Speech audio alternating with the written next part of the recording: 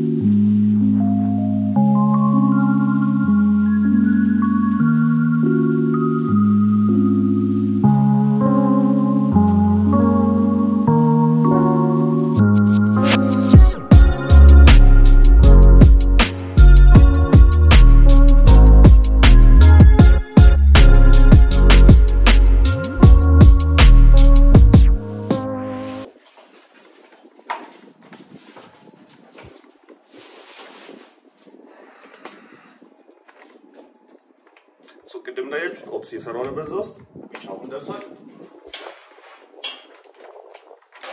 ቪዲዮ ሪከርድ ለማድረግ ስል ትንሽ የኪቶ ያዘብኝ ሶ ቁርሴ 60 ግራም ኦትስ እና ሁለት እንቁላል ነጭ ሁለት ሙሉ እንቁላልና ሶስት ሙሉ እንቁላልና ሶስት የእንቁላል ነጭ ክፍል ነው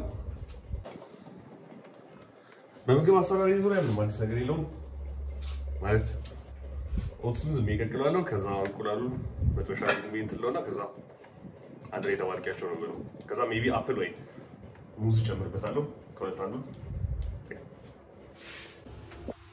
ከሮ በላይ ብዙ ሰዓት ይፈጀብኝ ነው ምግብ ለመስራት ግን አሳ እየሰራው ነው ዛጋ እየተጠበሰ ነው እዚህ ጋር ሩዝ እየተቀቀለ ነበር አሁን ደርሷል ቅድም እንዳሳያችሁ ወይ ካላሳያችሁ አሁን አሳያችኋለሁ ሩዝ እየተቀቀለ ነበር እዚህ ኦቨን ውስጥ ስኳር ድንች ከትቻለሁ አሁን ከ5 ደቂቃ በኋላ ይደርሳል ሶ ስኳር ድንች ካሮት ብሮኮሊ ሩዝ አሳ ያ እነዚህ ከዚህ አሁን ቁርስ ከበላው በኋላ ሁለት በላቸው ምግቦች ናቸው ሁለት ሳቅ ውስጥ ከፋፍላቸውና ብሮኮሊውን ካሮቱን አሳውን እና ሩዙን አንድ እንትን ውስጥ እንደገና ብሮኮሊ ካሮት አሳና ስኳር ድንች ደግሞ ሌላ ምሳቃ ውስጥ አደርጋቸዋለሁ ከዛ ሁለት ምግብ ማለት ነው ሶ ቁርስ ከምሳ በፊት እና ምሳ ሶስት ምሳቃ ሱጋ ጨረስኩ ማታ ላይ ትንሽ ላይ ይችላል እንበላው ምግብ ከዛ በፊት ግን ያለው አንድ ላይ ነው ከዚህ ጋር አይ ቲንክ እንደውም ሶስቱ ምግብ አይ ቲንክ አንድ ላይ ነው የሚሰሩት አሳው 150 ግራም ከሆነ 150 ግራም ነው የሚሆነው ሶ 150 ግራም አሳ ያስለቀው አሳያችኋለሁ ግን አይ ቲንክ ስኳር ድንቹ ደርሷል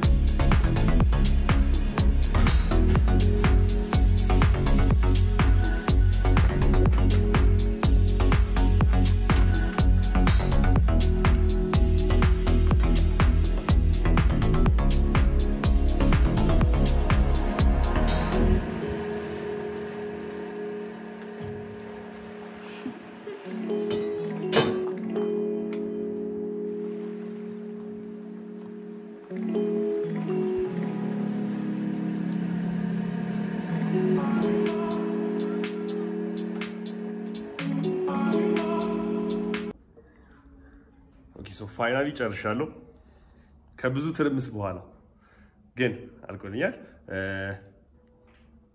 ካሎሪዎችን አስገባላችኋለሁ የምግቦቹን ምን ያህል ካሎሪ እንዳለው አሁን የቁርሴ 60 ግራም ኦትስ እንቁላሉና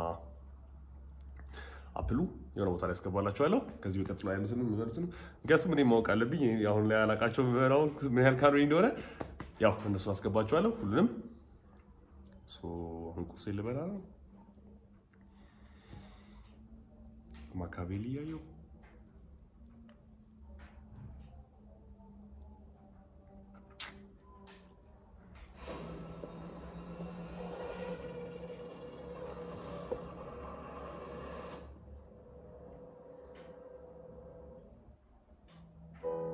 I'll say this without arrogance.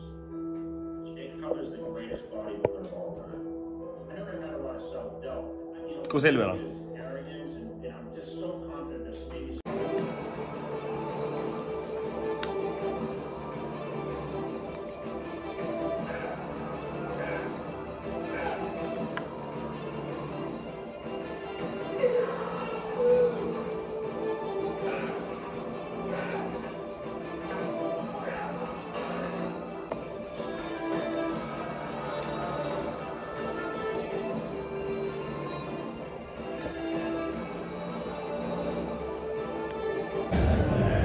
So, ሁለተኛው ምግቤ ላይ ነኝ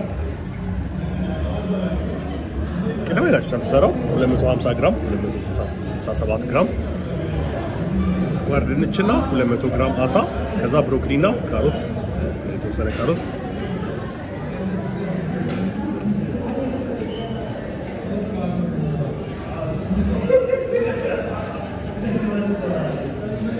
ምን ጊዜም ዳይት ላይ በምትሆኑበት ሰዓት ላይ ወይም ደግሞ ክብደታችሁን ለመቀነስ በምትሞክሩበት ሰዓት ላይ እንዲህ ቬጂታብል ነገሮች የምታበዙ ከሆነ ሎ ካሎሪ ያላቸው እና ያጠግቧቸዋል ለረጅም ሰዓት ስለዚህ ለዛ ነው ቬጂታብሎች ያበዛሁት ማለት ብሮኮሊውን ካሮቱን ያደረኩት ለዛ ነው ሎ ካሎሪ ናቸው ግን ሃይ ቮሊዩም ማለት ክብደት ለመቀነስ ስትሞክሩ ወይም ደግሞ የሰውነታችሁን የስብ መጠን ለመቀነስ ስትሞክሩ ካሎሪ ዴፊሲት ላይ ትገባላችሁ ካሎሪ ዴፊሲት ላይ ሲገቡ ደግሞ ከሚያስፈልጋችሁ የኃይል መጠን በታች ስለሆነ በሉት ይርባችኋል እንዳይረባችሁ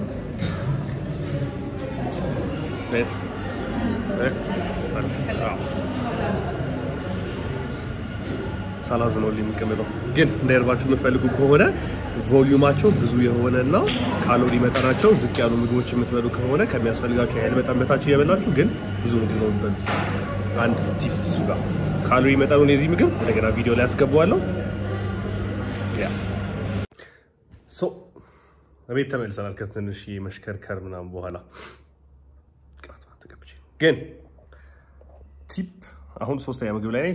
ሶስተኛ ቲፕ ልጨምርላችሁ ወይ ሶስተኛ ምክር ለፋት ሎስ ነው። ይሄ ቪዲዮ ዋና አላማው ፋት ሎስ ስለሆነ በፋት ሎስ ዙሪያ ሌላ ሶስተኛ ቲፕ፣ ምግቦቻችሁ አነስ ያሉ ሆነው ብዙ ሰዓት ብትበሏቸው ይሻላል። ማለትም አሁን ለምሳሌ ብዙ ምግቦች ሁለቴ ወይ ሶስቴ ወይ ኢንተርሚተንት ፋስቲንግ የሚባለው ኦር ኦማድ ዳይት ዋን ሚል ዴይ አንዴ በቀን ከመብላት እንደዛ አይነት ነገር ዳይቶች ከመከተል ማለት ነው። አንዴ ከመብላት ወይ በቀን ሁለቴ ከመብላት ፖርሽን የሆነ ያው የሚሰራላችሁ ከሆነና የሚመቻችሁ ከሆነ እንደዛ ማድረግ ትችላላችሁ። ግን አይዲያል የሆነውና ሊመች የሚችለው ለብዙ ሰው ወይም ደግሞ የሆነ የማይከብደው ለሰውነታችሁ የማይከብደው ለረጅም ጊዜ ልትከተሉ የምትችሉት ዳይት ሊሆን የሚችለው ምንድነው? አነስ ያለ ፖርሽን ያላቸውን ምግቦች ብዙ ጊዜ መብላት ነው።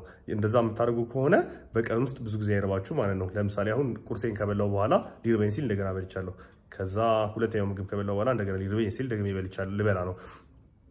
ከዚህ በኋላም እንደገና እበላለሁ። ከዛ በኋላም እንደገና እበላለሁ አምስተኛ ምግብ አይርበኝም ማለት ነው ቀኑ ሙሉ። ስቲል ግን ካሎሪ ዴፊሲት ላይ ነኝ ወይም ደግሞ ሰውነቴ ከሚያስፈልገው የኃይል መጠን በታች ነው እየበላሁ ያለሁት። ስለዚህ እንደዛ ያርኩስ ከሆነ ድረስ ሰውነቴ ፋት በርን ያደርጋል። ቅባት ተቀብቼ ሰውነቴ ስቲል ፋት በርን ያደርጋል። እናም የሆነ ብዙ ረሃብ ላይ ወር አዛሩንኩ ማለት ነው ቀኑ ሙሉ። ሌላኛው ቲፕ እሱ ነው። የቅድሙ ምግብ ነው በላው ሩዙ፣ አሳው፣ ካሮቱና ብሮኮሊው ካሎሪ ኦር ኒውትሪሽን ፋክቱን እዚህ ላይ ያስቀባላችኋለሁ። እንደገና ያው አብረን ነው ካልኩሌት ያደርግን እየሄድን ያለ ነው። አላውቀውም የምበላውን። ስለዚህ ከዚህ ቪዲዮ እኔም አሁን አሪፍ ስራ ሰራለሁ ለራሴ ካልኩሌት በማድረግ ማለት ነው። ይሄንን እንበላለሁ። ከዛ አራተኛ ምግብ ላይ እንገናኛለን።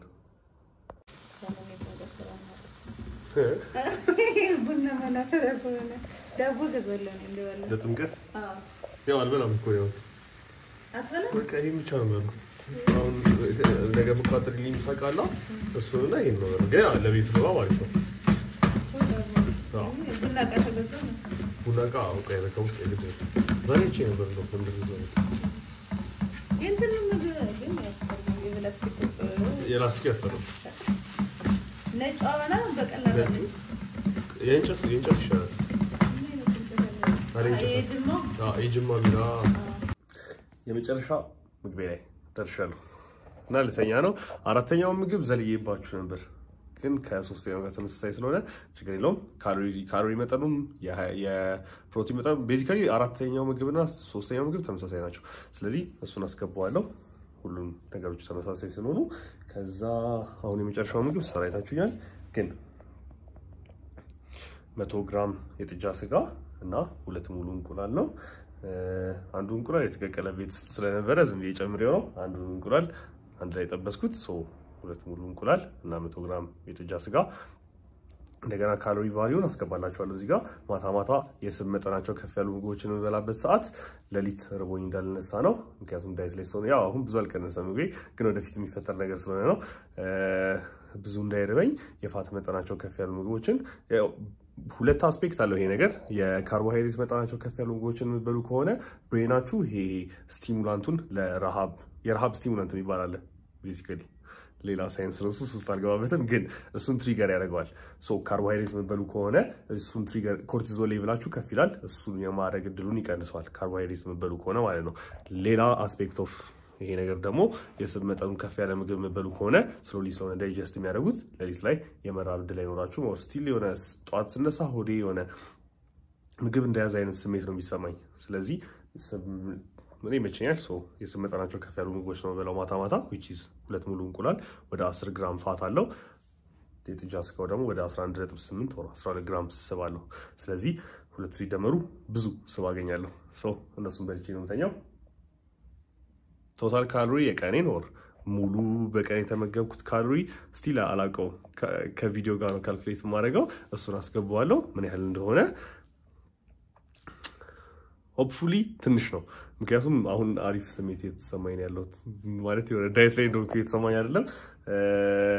ብዙ ከሆነ ያው መቀነስ ይኖርብኛል ማለት ነው ምግቦቹን።